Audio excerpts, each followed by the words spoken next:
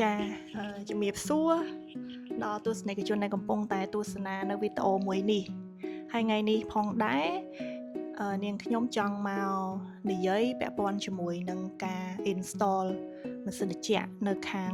Condo Boston ជាក់ស្ដែងខ្ញុំមានunit មួយដែល layout នៅនេះគឺ3បន្ទប់គេងប៉ុន្តែខ្ញុំវាយទម្លាយចូលធ្វើជា2បន្ទប់គេងណាដើម្បីឲ្យបន្ទប់ master bedroom នោះមានទំហំធំ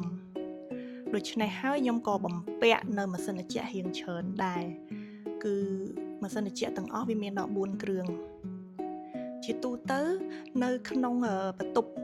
គេមានបន្ទប់សម្រាប់ install កតុយម៉ាស៊ីនត្រជាក់នៅខាងក្នុងកតុប master bedroom នៅខាងនេះដៃខ្ញុំហ្នឹងណានៅហ្នឹងយើងដាក់បាន3កតុយម៉ាស៊ីនត្រជាក់បើជាក់ស្ដែងដល់ពេលដែលម៉ាស៊ីនត្រជាក់យើងមាន14អញ្ចឹងអា extra មួយទៀតហ្នឹងត្រូវដាក់នៅណាគឺដាក់នៅខាងក្រៅជាន់ទី22បានន័យថាឧទាហរណ៍យើងនៅជាន់ទី21អញ្ចឹងកតុយម៉ាស៊ីនត្រជាក់បន្ថែមរបស់យើងហ្នឹង extra ហ្នឹងគឺយើងអាចមាន space មួយទៀតនៅជាន់ទី22ដើម្បី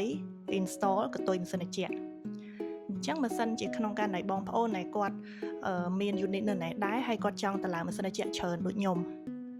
ធម្មតាគេឲ្យ install តែ3ទេប៉ុន្តែយើងចង់ដាក់ដល់4យើងអាចដាក់ extra កតុយម៉ាស៊ីនត្រជាក់មួយទៀតបានគឺនៅជាន់របស់គេគឺយើងមាន space សម្រាប់ដាក់កតុយម៉ាស៊ីនត្រជាក់របស់យើងមួយទៀតនោះនៅជាន់ទី22ចេះសម្រាប់ព័ត៌មានបន្ថែមអាចតាក់ទងទៅខាង management team របស់ Boston បាន